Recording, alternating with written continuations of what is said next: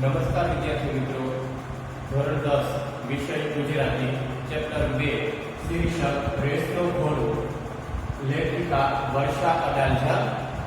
રેસનો ઘોડો શીર્ષકનું સાહિત્ય પ્રકાર છે નવલિકા અથવા ટૂંકી વાર્તા, અને આ નવલિકા કોઈ વાર થાય કે માંથી લેવામાં આવી છે.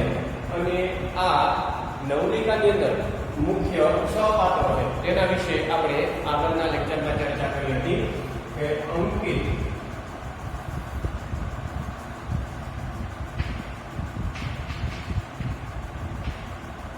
અને સૌરભ આ બે મુખ્ય પાત્રો છે. અને બંને વિશે ચર્ચા થયેલી છે. અંકિત છે તે ભણવામાં થોડો નબળો છે, ભણવામાં માંડ પાસ થાય છે, પણ એક સારો નાગરિક બને છે. જ્યારે સૌરભ ભણવામાં ખૂબ હોશિયાર છે, ફર્સ્ટ નંબરે પાસ થાય છે, પણ એક ઉત્તમ, એક ઉમદા નાગરિક બની શકતો નથી. તો જોઈએ આપણે જ્યાં બેઠા હતા ત્યાં આપણે જોઈએ તો નીનાબેનને બધું સમજાય છે કે પહેલા પોતે પોતાના બાળકની કેટલી કાળજી રાખવી, કેટલું ધ્યાન રાખવી. બગીચામાં તેને ફરવા લઈ જતી, અને આજે કેટલા સમયથી તેને બગીચામાં ફરવા લઈ ગઈ નથી, પોતે બદલાઈ રહી છે.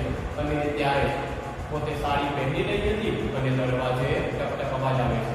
દરવાજો ખોલે છે, જઈને જુએ છે તો પોતાનો દીકરો અંકિત ઊભો છે, નિરાશ ઉદાસ છે. તરત તેને જુએ છે તો તેને તાવ આવેલો છે, તેના કપડાં બદલાવી અને તેને સુવડાવે છે. ત્યાં સુધી તમે જતા અને વિનુ, અને ત્યાર પછી ફરીથી દરવાજે ટક અવાજ થાય છે. વિનુ કાકા અને અંકિત, વિનુ કાકા અને સૌરભ આવે છે અને કહે છે કે અંકિતને ઝડપથી ટ્યુશન ક્લાસીસમાં મોકલો, કોમ્પ્યુટર ક્લાસીસમાં મોકલો, મોડું થાય છે. પણ નીનાબેન જવાની ના પાડે છે, કહે છે કે આજે તેને તાવ છે કે આજે મને નહીં મોકલું. એટલે વિનુ કાકા કહે છે કે દવા આપીને સારું થઈ જશે, તમે તેને મોકલો. પણ નીનાબેન ના પાડે છે. નીનાબેન ત્યારે વિનુ કાકા કહે છે કે નીનાબેન તમે તો અંકિતને માયકાંડો કરી મૂકશો. માયકાંડો એટલે કે એકદમ માવડી. ચાલો ઉઠાડો જો, ત્યારથી પંપાળ છો તો ભવિષ્યમાં કરશે શું? પંપાળ એટલું બધું વહાલ કરશો, પ્રેમ કરશો તો ભવિષ્યમાં તેનું શું થશે? એને મોટા થઈને ભવિષ્યમાં જે કરવું હોય તે ત્યારે એ નક્કી કરશે. પણ તાવમાં તો એને નહીં જ મોકલું. વિનુ કાકા કદાચ અંદર આવી જાય એ ડરથી બારણામાં જ ઉભા રહી મેં મક્કમતાથી એટલે કે ડર્યા વગર કહ્યું. એ નારાજ થયેલા લાગ્યા, પણ હું તો કશું બોલી નથી. એ ચાલી ગયા. હું સાંજની રસોઈમાં પરવારી એટલે કે તેમાં વ્યસ્ત થઈ ગઈ. ત્યાં મેં ટીવીનો અવાજ સાંભળ્યો. નવાઈ પામી હું બહાર આવી. નવાઈ પામી એટલે કે આશ્ચર્યચકિત બહાર આવે છે. જોયું તો હું ટીવી પરના કોઈ ગીતને રસપૂર્વક જોઈ રહ્યો. મીનાબેન રસોઈના કામમાં હતા, ગીતનો અવાજ સાંભળ્યો અને નવાઈ પામીને આવે છે તો અંકિત કોઈ ગીત સાંભળી રહ્યો હતો. આનંદ હતો. અરે અંકિત બેટા, તારી તબિયત સારી નથી, તું આરામ કરજો. તેણે વિશે કહ્યું. હવે મને સારું છે મમ્મી. મેં પપ્પાને હાથ મૂક્યો તો તાવ ગાયો. તેણે મારો હાથ પકડ્યો, લાડથી કહ્યું ચાલ ને મમ્મી, ઘણા વખતથી આપણે બગીચામાં ગયા નથી, પણ પછી તમે તાવ અને તારું હોમવર્ક હવે તાવ ઉતરી ગયું છે. અમે બંને બગીચામાં ગયા. એ સાંજે અંકિતને ખૂબ હિંચકા ખાધા. કોમ્પ્યુટર ક્લાસમાં પરીક્ષા થઈ. અંકિત માંડ પાસ થયો. સૌરભને સર્ટિફિકેટ ઓફ મેરિટ મળ્યું. એ સાંજે સંજય અંકિત પર પહેલી વાર ગુસ્સે થયો. વિનુ કાકા આવ્યા, પક્કાના સુરે કહેવા લાગ્યા. હવે જો નીનાબેન અંકિતને કહે છે કે તું સૂઈ જા, તારી તબિયત બરાબર નથી, તને તાવ આવે છે. પણ અંકિત કહે છે મને બધું બરાબર છે, ચાલ આપણે બગીચામાં જઈએ, બાગમાં જઈએ, હિંચકા ખાઈએ. ત્યારે એને બગીચામાં લઈ જાય છે. અને ત્યાર પછી એનું જે પરિણામ આવે છે તેમાં અંકિત માંડ પાસ થાય છે. જ્યારે સૌરભ ફર્સ્ટ નંબરે સર્ટિફિકેટ ઓફ મેરિટ મળે છે, ફર્સ્ટ નંબરે પાસ થાય છે. સંજય પણ થોડો નારાજ થાય છે, નીનાબેન પર ગુસ્સે થાય છે. અને તે જ દિવસે સાંજે વિનુ કાકા પણ તેમના ઘરે આવે છે અને તેમને ઠપકાર ખીજાઈને ગુસ્સાના ભાવથી, સુર એટલે અવાજ, ગુસ્સાના અવાજથી કહેવા લાગે છે આ બધું તમારા લાભનું પરિણામ છે નીનાબેન. અહીંયા લાભ એટલે કે વહાલ, હેત, તમારા વહાલ, તમે વધારે હેત કરો છો તેનું પરિણામ છે. એટલે તેનું પરિણામ ખરાબ આવ્યું. હવે આ વખતે હું જ ધ્યાન રાખીશ. કશું વિચારું એ પહેલા મેં તરત કહ્યું ના વિનુ કાકા, હવે મારે વખતે કોઈ ક્લાસ કરાવવાનો નથી. અરે પણ એમ તે હોય, એકવાર ઓછા માર્ક આવ્યા એમાં જો વિનુ કાકા એવું વિચારે છે કે અંકિતને પરીક્ષામાં ઓછા માર્ક આવ્યા એટલે તેને તે આગળ ક્લાસીસ કરવાની ના પાડે છે. એટલે કહે છે કે એકવાર ઓછા માર્ક આવે એમાં તમે શા માટે ના પાડો છો? એટલા માટે નહીં, પણ જ્યારે મોટો થાય ત્યારે અમે એને જ પસંદ કરવા દઈશું કે એને શું કરવું છે. જો નીનાબેન વિચારે છે પછી તે બાળક છે, તે મોટો થશે અને પોતે જ વિચારશે કે પોતાને શું કરવું છે એ નક્કી કરશે. એ રાત્રે સંજય પણ મારી પર નારાજ થઈ ગયો. સંજય એટલે તેમનો પતિ. નીનાબેન કહે છે કે તેમનો પતિ સંજય પર તેના પર થોડો ગુસ્સે થઈ ગયો, નારાજ થઈ ગયો. તું જાણે છે નીના, મારા સંજોગો એટલે કે મારી પરિસ્થિતિ, મારો સમય એવો હતો કે હું જિંદગીમાં બહુ આગળ ન આવી શક્યો. અંકિત માટે હું બધું કરી છૂટવા તૈયાર છું. એ કહે છે કે મારી પરિસ્થિતિ એવી હતી કે હું બહુ આગળ ન આવી શક્યો, પણ અહીંયા કહે છે કે પોતાના દીકરા અંકિત માટે થઈને બધું કરી છૂટવા તૈયાર છે. તમે એને એક ચીજ આપો, અંકિત પણ ખુશ, હું પણ ખુશ. એમ કે તમે ચીજ એક વસ્તુ આપો અંકિતને, અંકિત પણ ખુશ અને હું પણ ખુશ. જરૂર, પણ મોંઘી તો નથી. સંજય કહે છે કે હા, વસ્તુ હું જરૂર આપીશ, પણ ચીજ ખૂબ વધારે મોંઘી નથી, ખૂબ કિંમતી છે, પણ તમારે રોકડા ચૂકવવા નહીં પડે, તમારે કંઈ પૈસા નહીં દેવા પડે. એટલે અંકિતને એનું શૈશવ આપો. શૈશવ એટલે તેનું બચપણ, તેનું બાળપણ. અને આ પણ પ્રશ્ન ઘણીવાર પૂછાય છે કે નીનાબેને અંકિત માટે તેના પતિ પાસે શું માંગ્યું? તો તેનું શૈશવ માંગ્યું. હવે સાંજે ઘણીવાર હું અને અંકિત બગીચામાં જતા, ત્યાં એની હિંચકા ખાતો, બીજા બાળકો સાથે રમતો જોતા મને થતું ના, મારો નિર્ણય સાચો છે. ત્યાર પછી અંકિત બગીચામાં જતો, હિંચકા ખાતો, રમતો એને જોઈને નીનાબેન ખુશ થતા અને તેને લાગતું કે મેં જે નિર્ણય લીધો છે તે બરાબર છે. પણ એમ કઈ વિનુ કાકા અંકિતને છોડે નહોતા. વિનુ કાકા સૌરભને ભણાવે ત્યારે અંકિતને લઈ જતા. વિનુ કાકા સૌરભને ભણાવતા ને ત્યારે અંકિતને ભણવામાં લઈ જતા. પણ મને સ્પષ્ટ દેખાતું કે નારાજ થઈ જતો. સંજયના ધ્યાનમાં પણ આ વાત આવી. એક રવિવારની સાંજે અમે દરિયા કિનારે અંકિત સાથે ખૂબ રમ્યા. દરિયા કિનારે સમાસ પૂછાય તો દરિયાનો કિનારો તત્પુરુષ. અંકિત સાથે ખૂબ રમ્યા, પાણીમાં ભીંજાયા. પછી આઈસ્ક્રીમ ખાતા એને પૂછ્યું, હવે જો વિનુ કાકા છોડે એમ નહોતા, એટલે જ્યારે સૌરભને ભણવા બેસાડે ત્યારે અંકિતને પણ લઈ જતા. અંકિત નારાજ થતો. બંને પતિ પત્નીના ધ્યાનમાં આ વાત આવતી, પણ તેઓ કશું બોલતા નહીં. એકવાર દરિયા કિનારે ફરવા જાય છે અને ત્યારે આઈસ્ક્રીમ ખાતા તેને પૂછે છે, બેટા અંકિત તારે વિનુ કાકા પાસે કેમ નથી ભણવું? એ કહેતા હતા કે તું ભણવામાં ધ્યાન નથી આપતો. સૂર્યાસ્ત થઈ ગયો હતો. સૂર્યાસ્ત એટલે કે સૂર્ય આથમતો હોય તેવો સમય. અને જ્યારે તેની સંધિ પૂછાય, સંધિ છોડો તો સૂર્ય વત્તા અસ્ત, અને સૂર્ય વત્તા અસ્ત આપેલું હોય ને એવું પૂછાય કે સંધિ જોડો તો સૂર્યાસ્ત. સંધ્યાનો સમય, સાંજનો સમય, સૂર્ય પાથમી રહ્યો હતો તેવો સમય હતો. અને હળવે અંધકાર ઉતરી રહ્યો હતો. ખાસ યાદ રાખજો, આ વાક્ય ઘણીવાર અલંકારમાં પૂછાય છે. હળવે અંધકાર ઉતરી રહ્યો હતો. તો સજીવા રોપણ અલંકાર થશે, કારણ કે અંધારું છે તે નિર્જીવ છે, તેને સજીવ બતાવેલું છે. તે હળવે ઉતરે છે. હાથમાંનો ફૂગો એને છોડી દીધો અને એને દૂર સુધી હવામાં ઉડતો જોઈ રહ્યો. પછી અચાનક એ જોરથી બોલ્યો, મને વિનુ કાકા જરાય નથી ગમતા. અમે બંને આઘાતથી ને જોઈએ, આઘાત એકદમ આખી ચોખ્ખી થઈને તેને જોઈ રહી છે. આવો ધિક્કાર એટલે કે નફરત, દ્વેષ, આવો નફરત અંકિતમાં અમે કદી જોયો નહોતો. પછી ધીમે મંજુ કાકી પાસેથી મને ખબર પડી. અહીંયા જ્યારે પૂછે છે કે તું વિનુ કાકા પાસે ભણવા કેમ નથી જતો, ત્યારે કહે છે કે વિનુ કાકા મને જરા ગમતા નથી. એટલે એનો જે નફરત હતી પહેલી વાર એને જોયું.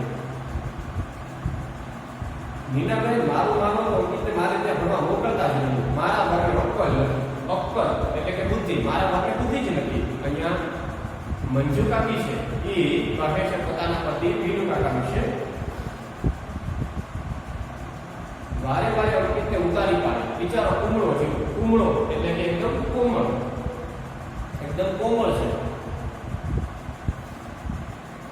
અમે તો મારા સૌરભને ન છોડે, પણ તમે માનશો અમે ત્રણેય જણે ભેગા બેસીને નિરાંતે ખાધું નથી. નિરાંતે કે શાંતિ, બધાના મન અલગ છે. પોતે ત્રણેય જણા શાંતિથી બેસીને સાથે જમતા નથી. અને અમે અંકિતને વિનુ કાકાને ત્યાં ભણવા મોકલવાનું બંધ કર્યું. વિનુ કાકા ધુઆ થવું રૂઢિપ્રયોગ છે. ખૂબ ગુસ્સે થવું, લડ્યા, ઝઘડો પણ કર્યો, પણ અમે મક્કમ રહ્યા. મક્કમ રહેવું એટલે કે પોતાના નિર્ણય પર અડીખમ રહેવું, નિર્ણય બદલવો નહીં.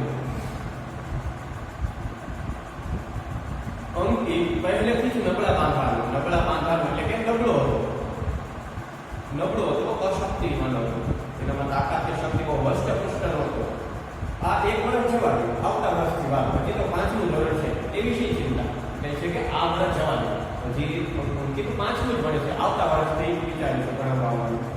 તે વર્ષે સૌરભને શાળાના શ્રેષ્ઠ વિદ્યાર્થીનું શિલ્ડ મળ્યું અને અંકિત 7મે નંબરે પાસ થયો. પરિણામ તો અમે પહેલેથી જાણતા હતા. પરિણામ તો એની પણ ક્યારેક સંધિ છોડો એવું છે કે પરિવર્તા નામ સંધિ છોડવાનું અને પરિણામ એટલે એનું ફળ, એનું પરિણામ આવે, એનું ફળ એ મળ્યું. એ તો એ પહેલેથી જાણતા હતા એટલે એ પહેલેથી થોડા દિવસ બહાર ગામ જવાનો કાર્યક્રમ ગોઠવી રાખેલો. બહાર ગામ સમાજ પૂછાય તો કર્મધારે બહાર એવું ગામ જવાનો કાર્યક્રમ ગોઠવી રાખેલો. એક નાના હિલ સ્ટેશન પર સંજય સેનિટોરિયમમાં બુકિંગ કરાવ્યું હતું. હિલ સ્ટેશન એટલે કે હવા ખાવાનું સ્થળ, બરાબર. આપણે ગુજરાતમાં એકમાત્ર હિલ સ્ટેશન છે આબુ, તે હવા ખાવાનું સ્થળ છે. ત્યાં સેનિટોરિયમ નામનું જે હોટેલ છે તેમાં બુકિંગ કરાવ્યું હતું. અમે 3 જણા ખૂબ ફર્યા, ટ્રેકિંગ કર્યું. ટ્રેકિંગ એટલે કે જે પર્વત હોય, પર્વત પરથી જે દોરડા મારફતે નીચે આવવું, એ ટ્રેકિંગ પણ કર્યું. એના ઉત્તીર્ણ થવાની ખુશીમાં, ઉત્તીર્ણ એટલે પાસ, તે 7મા નંબરે પાસ થઈ ગયું, પાસ થવાની ખુશીમાં એને રામાયણ મહાભારતની બાળ કથાઓના પુસ્તકો ભેટ આપ્યા. રામાયણ મહાભારત જ્યારે પૂછાય સમાસ તો તેનો સમાસ થશે દ્વંદ્વ અને સ્વતંત્ર શબ્દ છે, રામાયણ અને મહાભારત. અને બાળ કથા તો બાળકોને વાંચવા માટેની કથા, મધ્યમ પર લોકે વચ્ચેના પદનો લોપ થાય છે. બાળકોને વાંચવા માટેની કથા, તો વાંચવા માટેની આપણા શબ્દોનો લોપ થયો એટલે મધ્યમ પર લોપી સમાસ થશે. આ બધેને ભેટ આપ્યું. વાંચવાનો એવો નાદ લાગ્યો, નાદ એટલે શોખ, ઈચ્છા લાગી કે બધા જ પુસ્તકો 2 વાર વાંચી નાખ્યા. આ પણ પ્રશ્ન ઘણીવાર પૂછાય છે કે નીનાબેને પોતાના દીકરા અંકિતને કયા પુસ્તકો ભેટ આપ્યા? તો રામાયણ, મહાભારત અને બાળકથાઓ. અમે ચિંતામાં હતા કે અંકિત અને સૌરભને જુદા પાડવા શાળા બદલીએ તો સારું, ત્યાં તો બંનેના વર્ગ જુદા થવાથી અમને મોટી હાશ થઈ. હાશ એટલે નિરાશ, શાંતિ થઈ. અંકિત પણ આનંદમાં રહેવા લાગ્યો, જાણે મુઠ્ઠીઓ વાળી સતત દોડમાંથી એનો છુટકારો થઈ ગયો.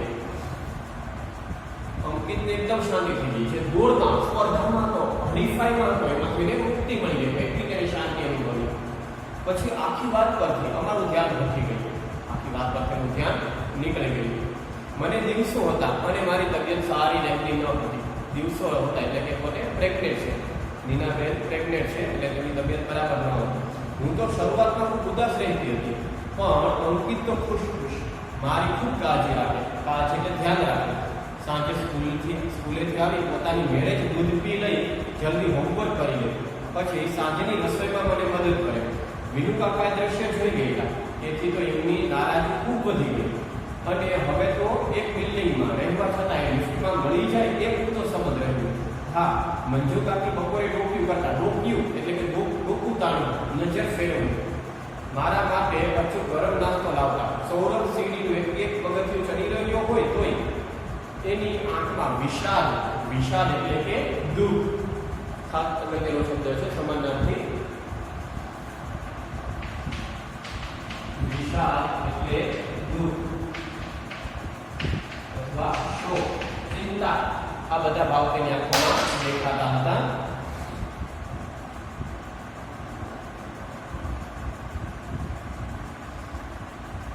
હવે આ લોકો અલગ અલગ રહે છે.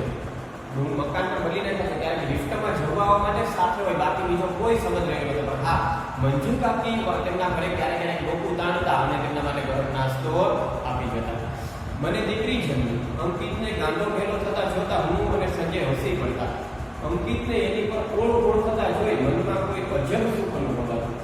મીનાબેનને દીકરીનો જન્મ થાય છે અને એને જોઈને અંકિત ખુશખુશાલ થઈ જાય છે. એને જોઈને મીનાબેન અને સંજયને પણ ખૂબ ખુશી થતી.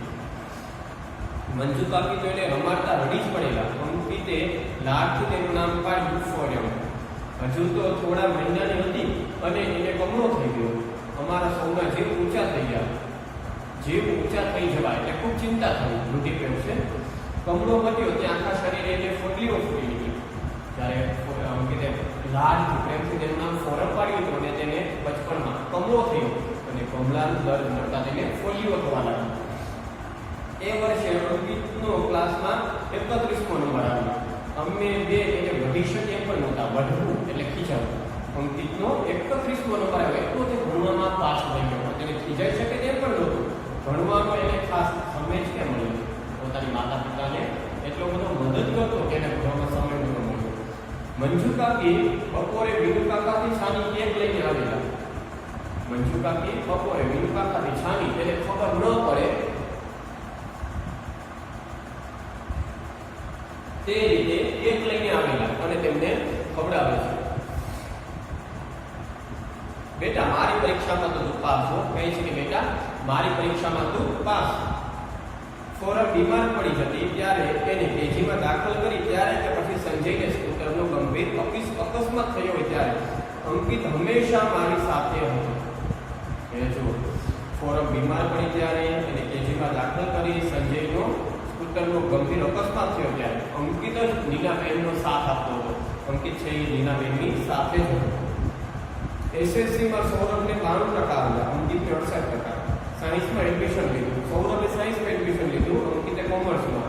અને સંજયે એને સરસ કિંમતી ઘડિયાળ ભેટ આપી, ભેટ એટલે ગિફ્ટ આપી. ત્યારે ઘણા સમય બેના ચહેરા પર ફરી ઉદાસી જોઈ. ત્યાં જુઓ સૌરભ તો પહેલેથી જ ઘણો હોશિયાર હતો. તેને એસએસસી એટલે કે ધોરણ 10માં 92% આવ્યા, જ્યારે અંકિતને 68% આવ્યા. છતાં પણ એને સુંદર મજાની ઘડિયાળ ભેટ આપે છે તો પણ અંકિત નારાજ હતો, ઉદાસ હતો. સોરી પપ્પા, તમારા લોકોનું સપનું હું પૂર્ણ કરી શક્યો. મેં કહ્યું તું માત્ર ડિગ્રી મેળવે એ મારું સપનું નહોતું બેટા. તું એક ઉમદા એટલે ઉત્તમ માણસ બને એવું અમે બંને જરૂરી ઈચ્છતા હતા અને એ સપનું સાચું પડશે એવી મને શ્રદ્ધા છે. અંકિત કહે છે કે પપ્પા તમારું જે સપનું હતું ખૂબ સારા માર્ગે